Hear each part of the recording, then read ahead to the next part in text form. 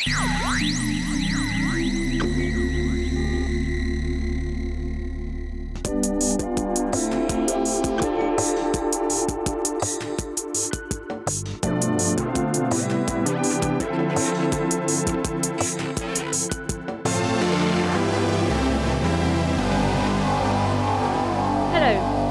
to the Compact podcast. There's a lot going on at the moment. The Hunter Biden trial started today. Election results in India are just coming in.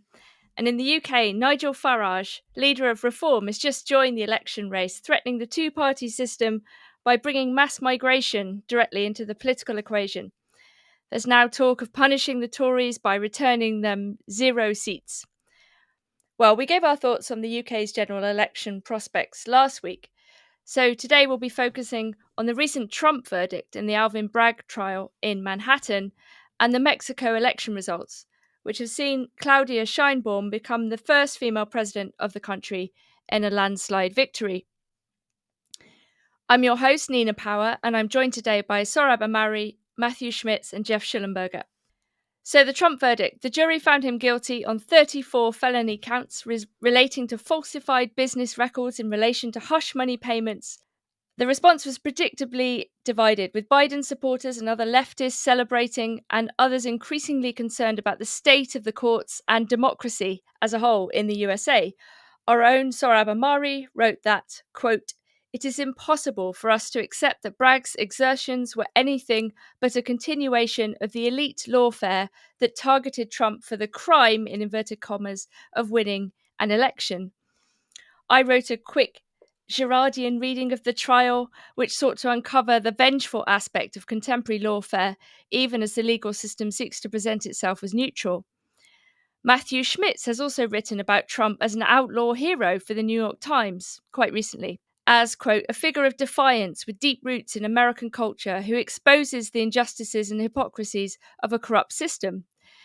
So now Trump really is outside the law, the first former US president to be convicted of felony crimes, though his favorability among the public has remained stable at around 30%. So what does this all mean?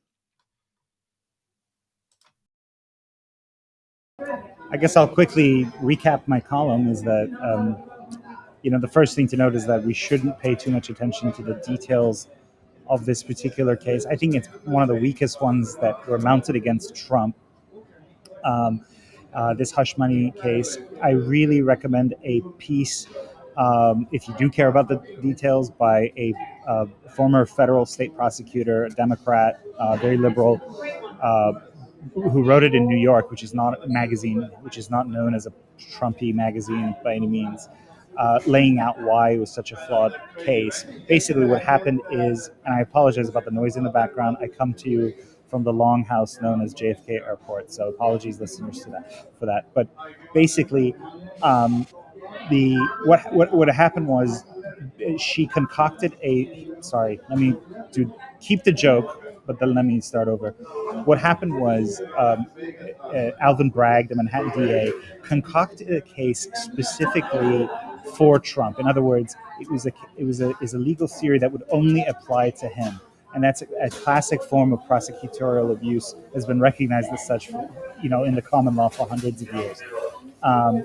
And so his actual crime, which is fiddling with business records, is a misdemeanor under New York law. And as a misdemeanor, the statute of limitations on that would have run out like 2-3 years ago.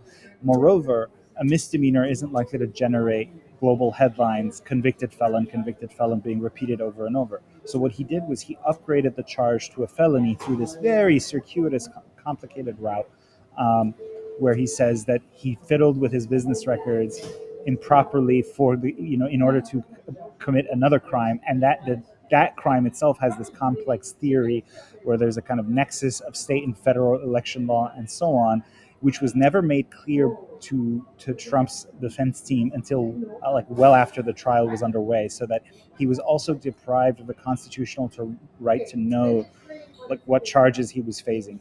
So those are two issues with it. Third is, of course, Alvin Bragg campaigned politically for his office on going after Trump And the fourth is the presiding judge had donated to a Democratic aligned political action committee for the purpose specifically of, quote, I mean, he had earmarked his donation for resisting Donald Trump's radical right-wing legacy. This is the judge presiding over the case. So all of this is going to come up on appeal, and it's going to prove nettlesome, I think, for Alvin Bragg on appeal. But really, that doesn't matter. I said I don't care about the details, and I gave you a too detailed breakdown of why the case is legally flawed, and I think Trump has a very good chance of getting it mounting a successful appeal. Having said all that, it really doesn't matter. I mean, I see this as I outline in the piece. The headline is Alvin Bragg's anti-democracy verdict. What's really happening is this is a culmination of a campaign of lawfare against Trump that began in 2016, where Democrats, the security establishment, and their media allies have sought to punish Trump for the crime of getting elected in 2016, and to transform the quote unquote problem of populism into something that should be solved by the security apparatus, by law enforcement, rather than a group of voters who deserve to be engaged with, a large set of Americans who have serious issues with the prevailing consensus that was around before 2016. And so they've registered that discontent by voting for a candidate who spoke for their discontent. So that's the bottom line, is that this was just more lawfare of a kind we've seen going back to like the Russiagate hoax, et cetera, et cetera. Last point, it is really shameful. A French writer, Matthew and I know, goes by Peg on Twitter. Pascal Emmanuel Gobry asks, how many leftists have spoken out against this as lawfare, as something that's really deeply offensive to the rule of law, to democracy, and so on. And the answer is all too few. But those all too few, those that kind of short honor roll of principled anti-lawfare leftists, nearly all are somehow associated with Compact or have written for Compact. So like Glenn Greenwald, contributing editor for us, Samuel Moyn has written for us against lawfare. The kind of group of Marxists that are clustered around Sublation magazine, and of course, Christian Parenti. That's basically it. Too many others have forgotten how the same establishment that's using these mechanisms to go after the right today did that before against the left, and may do so, may turn the business end of lawfare against the left in the future, and how much of a mistake it is to not take a principled stance today. So kudos to those folks that I just listed off, and you can read all their work at compactmag.com. Give us a subscription, not least so we can publish more of their work. Matthew, did you want to say a bit more about your outlaw prediction, because you wrote that about 2 months, I think, before the verdict? I saw Trump speak at a rally in the Bronx after the trial had concluded. Before the verdict had been issued, there he was endorsed by two rappers who face criminal charges. And that's the clearest indication yet that he has leaned into a certain outlaw image.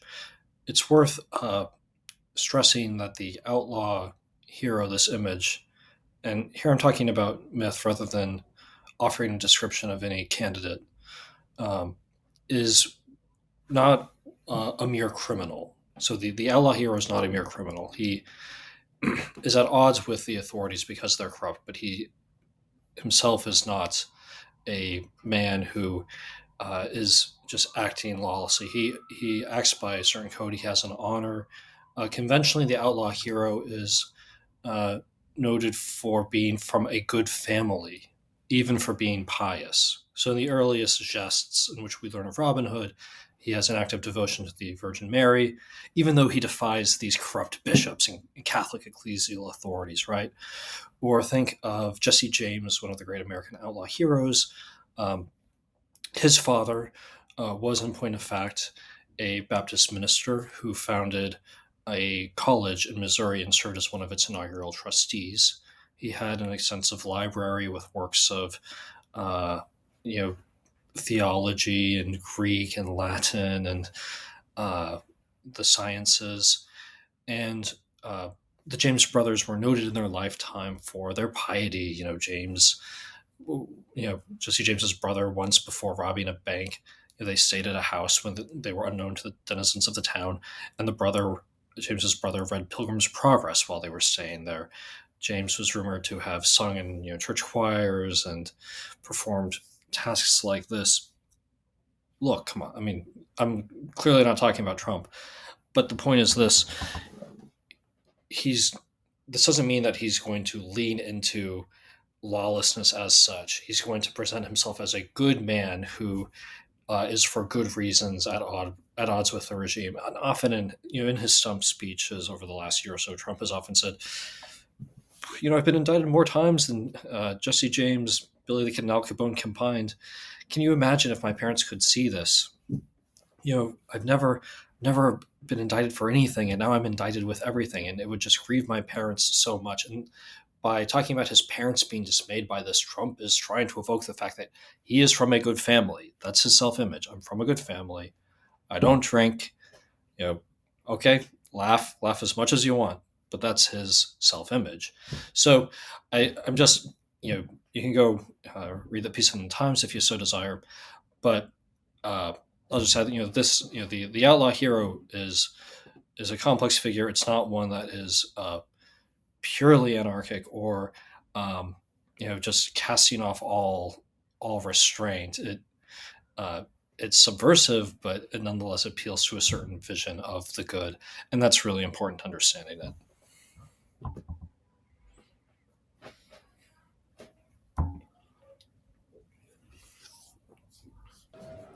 I cannot commend this thematic that Matthew brought into the public square with his New York Times op-ed. That's now become kind of part of the way people see Trump and analyze his travails through the kind of legal system. This sort of theory of the American outlaw, maybe the Western European in general theory of the outlaw. Now you see people using it all the time, but let's acknowledge that it was Matthew who kind of injected that thematic into the debate. Yeah, I think Walter Kern, one of our contributors, tweeted that America sort of secretly desires or wants an outlaw president, and yeah, I mean, I think that clearly owes its its origin to Matthew's insights. Yeah, Geoff. Well, yeah, I mean, this, just to go a bit probably too abstract here on this point, but it does kind of come back to fundamental questions about sovereignty, which tie into Nina's Girardian analysis. So the interesting thing about the figure of the sovereign, and you can find this explored in the work of Carl Schmitz, Walter Benjamin, Giorgio Agamben, as well as Girard and some of his followers, that the sovereign is because the sovereign cannot simply be subject to the law in the same manner as its normal subject, right? The figure who embodies sovereignty has to, in some sense, stand outside the law. And what this means is that there's kind of an easy slippage between these two positions of the outlaw and the sovereign, right? That precisely because the sovereign must uphold the law but also stand outside it. The position of sovereignty is one that can easily become that of the outlaw. So this is related to why scapegoat, the figure of the scapegoat and the figure of the king or monarch are closely tied, historically, anthropologically, mythologically. And there's so going back to 2016, the first thing I wrote after Trump's election was about Trump as scapegoat king, right? That in some sense, the source of his power, it was clear even then, was this outsider status, which involved him being the target of all of these these kind of energies directed against him, and that were dead set on kind of excluding him and expelling him, and yet he was able to somehow sort of summon these energies into himself and kind of marshal them against the system that was in a sense attempting to exclude him, and in a very fragile and tenuous way, kind of wield wield power and wield sovereignty over it. So this is a very, there's a theory of kingship, which is that the king is a sacrificial victim in waiting, right? Or that the institution of the sovereign it begins as that of a sacrificial victim in waiting. That essentially the sacrificial victim, who is the target of these kind of violent energies the community channels towards him, is at the same time, it can be able to kind of assume these energies into himself and kind of marshal them in a certain way. And so, you see this in the anthropological studies of human sacrifice, where basically you'll have communities where the sacrificial, and this is part of where this theory originates, is you have direct observations of communities where the sacrificial victim is treated like a king, right? Is actually given a life of luxury for the period of waiting in which the sacrifice, is there's sort of several weeks of build up towards the sacrifice, and during that period, he's treated like the center of the entire community, and lavished with luxuries, food, wine, women, whatever. And then at the end of that is killed, right? So then the idea is that that there's some operation by which this can be extended, right? But it is always a kind of once you achieve that position of supremacy, you're always still, the flip side of this is that you're always still a sacrificial victim in waiting, right? And I think you can see this in very simple ways in the way that the presidency functions. I mean, something I find interesting about England, Nina, is that because it still has the symbolic institution of the monarchy, I think we've talked about this somewhat, it sort of, it has the capacity to kind of divert some of these kind of primitive political energies away from the political system itself and towards this more symbolic figurehead. But the figure of the president is responsible, right? I mean, this is the way that the president is sort of symbolically sovereign, is responsible for the economy, right? Which is essentially everything, right? So whatever the state of the economy is, there's some sense that the president bears the moral culpability for that entire situation, which of course, is essentially our sort of weird technocratic way of describing just the entire ordering of the polis, right, is the economy in some sense. And so, the president, we talk about Biden's economy, Trump's economy, right? The president bears the moral weight of that, and therefore, in that sense, is sacrificable, right? Can be taken to be responsible for it, and that means that we have someone who we can assign blame to and ritualistically eject, right, when periodically through the ritual of elections.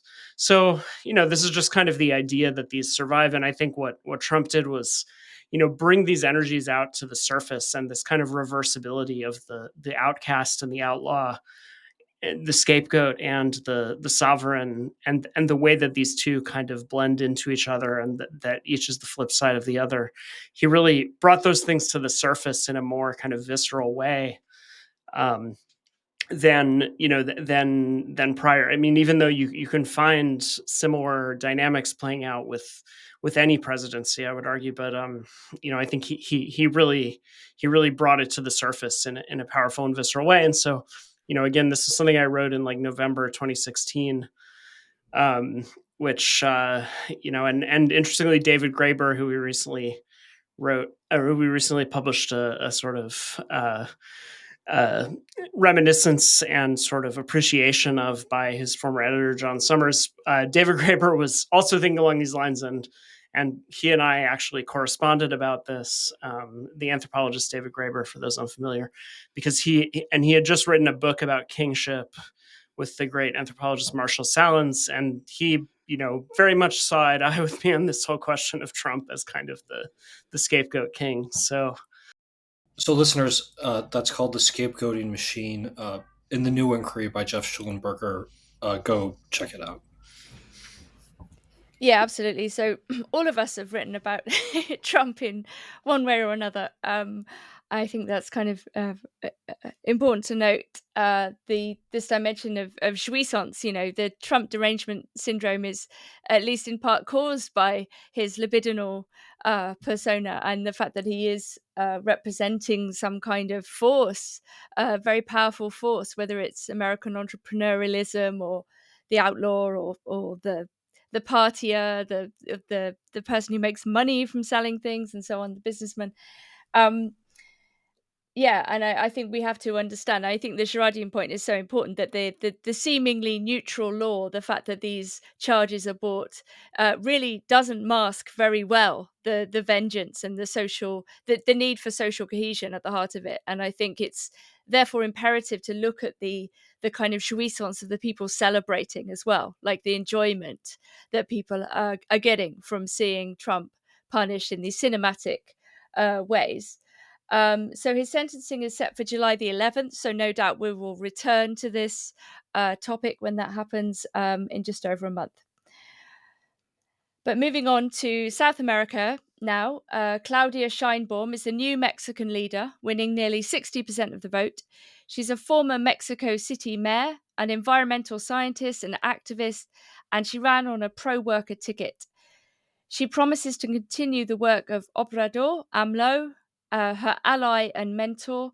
Mexico is still a pretty dangerous place, and several local election candidates were murdered in the run up to the latest election. Mexico's murder rate remains high in general, even as they've overtaken China as the biggest exporter of goods to the US. And under AMLO, real wages rose by about 35% in the last few years. Our Latin America columnist, Juan David Rojas, covered the results in great detail in a widely circulated and widely read piece, noting the achievements of AMLO and talking about continuity and what might happen next. But what do we think? Maybe start with Geoff on this. Yeah, so it was notable how widely praised Juan's piece was, because in a sense it was his argument was pretty simple. I mean, it recapped an argument he made before, which is that it's not really that difficult to understand why both AMLO and his successor Scheinbaum, are popular and did extremely well in the election, because the economic record has it is extremely clear, and it's very clear that ordinary Mexicans on the whole have benefited enormously. One thing he shows is that just average wages have massively increased, even despite the fact that economic growth has not been particularly strong, except more recently when the reshoring of manufacturing from Asia has provided a kind of boom to the Mexican manufacturing sector. But it really does directly contradict a sort of standard neoliberal understanding of things, right? Which is that you just need to supercharge growth, and then everything will trickle down and everybody will benefit. That was roughly the approach taken by various presidents in Mexico over the past couple decades. And instead, what we see with AMLO's presidency is somebody who did not prioritize supercharging growth at all costs, but instead prioritized redistribution and workers' rights. Redistribution through social programs, redistribution through increasing tax revenues, particularly collecting taxes from businesses and the wealthy, and then using those to fund social programs. And finally, giving workers the ability to organize, limiting the ability of businesses to outsource to, subcontractors and informal workers, right? Thus kind of bringing the labor market more under state control. And so, it's in a way about his textbook, a kind of contradiction of the neoliberal program, right? Which is supercharged growth, flexibilized labor markets, right? Those are like the two, perhaps most common prescriptions and sort of statements of what is desirable that you find in all the sort of standard Washington consensus approach that was adopted in Mexico and across Latin America. Generally, this government has taken the opposite approach, and the results pretty much speak for themselves, just hugely successful. And yet, very few people remarked on this or saw it coming. in part because AMLO is just kind of a perplexing figure. He doesn't code particularly easily for either the right or the left in the U.S. or Europe, right? Because he's not, he's not a kind of cultural progressive. Sohrab wrote a short piece about this as well, that he kind of codes as a cultural conservative. Also, interestingly, he showed himself quite sympathetic to and willing to work with Trump, which nobody quite knows what to make of. But again, Juan in another column about the Trump AMLO bromance, kind of explained why there was just a sort of, both a sort of personal liking between them, because they recognized each other as, basically kind of political outsiders who had a pretty hostile relationship to the media as well as the establishment, but also as having a kind of transactional approach to politics. Right, both of them saw that by negotiating with each other, they could each reap certain benefits for their country and for their voters and so on. And so they did that in terms of renegotiating NAFTA, in terms of developing a collaboration on border security and trying to reduce border crossings. And so, again, this is all weirdly perplexing from the perspective of our usual political commentary, and yet it is actually all like pretty simple. The other thing that's kind of interesting about this election is that Juan and I both covered the Bukele election a few months ago, which was also an overwhelming victory for an incumbent. Although in that case it was the same person running again. In this case, it was the handpicked successor of a popular incumbent. In a way, these are sort of opposite cases insofar as the key issue in El Salvador has really been security and crime, and that's even though Bukele's popularity preceded his success on that front, really, and as I argued, made it possible. It was really a referendum on his security policies, which was overwhelmingly in favor. Interestingly, in Mexico, it was kind of the opposite. The main criticisms that could legitimately be made of this government is that it hasn't addressed the crime issues, but nevertheless, that issue was more or less neutralized. I think in part because the spiraling of violence in Mexico really dates very clearly to the Felipe Calderon conservative administration that started in 2007, which Calderon beat AMLO in the first time that AMLO ran for president. AMLO actually accused him of stealing that election. I won't comment on the veracity of that claim, but it was another thing that he and Trump actually saw eye to eye on. And AMLO actually held a parallel inauguration of himself after that election. But in any case, it was when Calderon came into power and basically tried to do something like what people think Bukele is doing, a sort of hardline war on drugs, war on crime approach. It completely backfired and led to a catastrophic spiraling of violence. And, it seems that people in Mexico remember that and know that AMLO's main opponent, Galvez, is from the same party that Calderon came from. And therefore, that her credibility as somebody who is going to challenge this government on violence, which, is not great in many parts of the country, but is better than it was certainly under the previous conservative PAN government. That, it would seem that maybe people just remember that, and therefore it was kind of neutralized as an issue. But in any case, it is interesting to see an election that is so clearly on, being waged on fundamentally sort of economic bread and butter grounds, where you have a populist government that has, essentially succeeded in delivering material benefits to the population, really setting it apart from the other major left populist movements of the 2010s, right? It's really remarkably succeeded in its agenda of bettering the material conditions of much of the population, and therefore it has reaped the rewards. So it is quite a contrast to much of the world, and certainly to North America and the West, where incumbents are all basically doing terribly in the polls. Right, Biden is not alone in this. In fact, his polls are better than many other Western leaders. although bad. So it is interesting to see the rare instance of a political project that seems to be thriving and more or less delivering much of what it promised, and being given a mandate to continue doing that. So, this is all very simple on one level, and yet it's oddly opaque to much of the American and Anglophone media, seemingly. So it falls too compact to publish something that many praised as making sense of this phenomenon. Very briefly, at the Bronx rally I attended, that I mentioned a moment ago, Trump launched into this kind of long shaggy dog story about this tough negotiation he had with AMLO over the number of troops that would be deployed to secure the border. I don't really know what its connection to fact was, but the funniest thing during that was his return to a riff he's offered in quite a few rallies.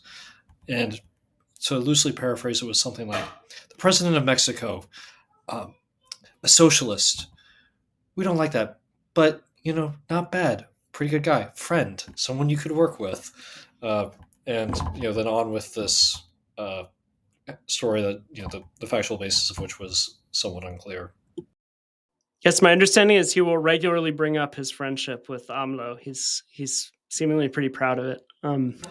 The only note of caution, basically, I'm an AMLO bro, whatever you want to call the fan of AMLO, and I had my own piece earlier, which my crib sheet for that, my cheat sheet for that was a piece that our now columnist, he was not a columnist then, Juan David Rojas wrote for our friend Julius Krein over at American Affairs on this kind of mix of social conservatism or socially conservative-ish cultural views and developmentalist leftism that AMLO represents.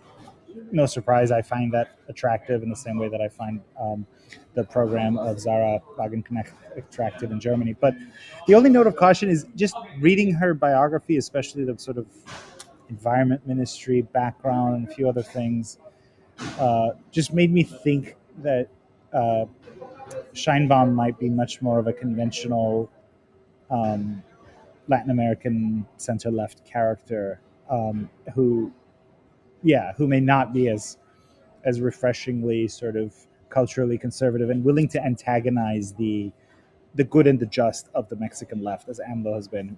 As I note in my piece, like, he comes under constant attack from AMLO did when he was in office, a constant attack from the kind of NGO-ish, approved goody boy left, and for precisely for questioning feminism, etc.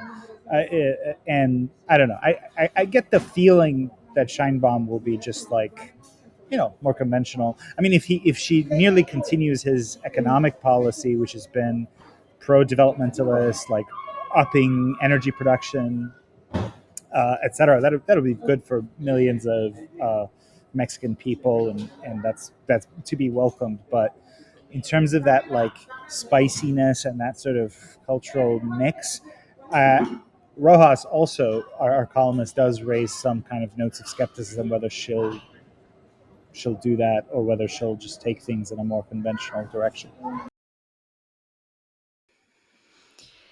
Okay, finally, in industrial news, there's an escalating global chips battle. 2 years ago, a $53 billion act, the CHIPS Act, was put in place to shore up the US semiconductor production.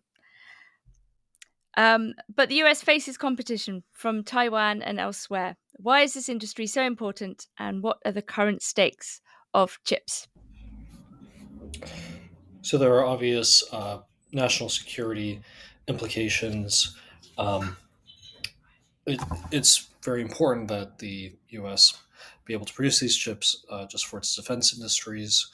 I do think there's the broader type of industrial policy and developmentalism compact has talked about is important because you can't just have a defense industry and no other industry in a country, because when you go to war, what happens? You convert your industrial plants that have been used for civilian purposes to wartime purposes. So but this it's a good first step. The Wall Street Journal has a good series this week showing that the Biden administration's efforts, passed with bipartisan support in Congress, are having a good effect.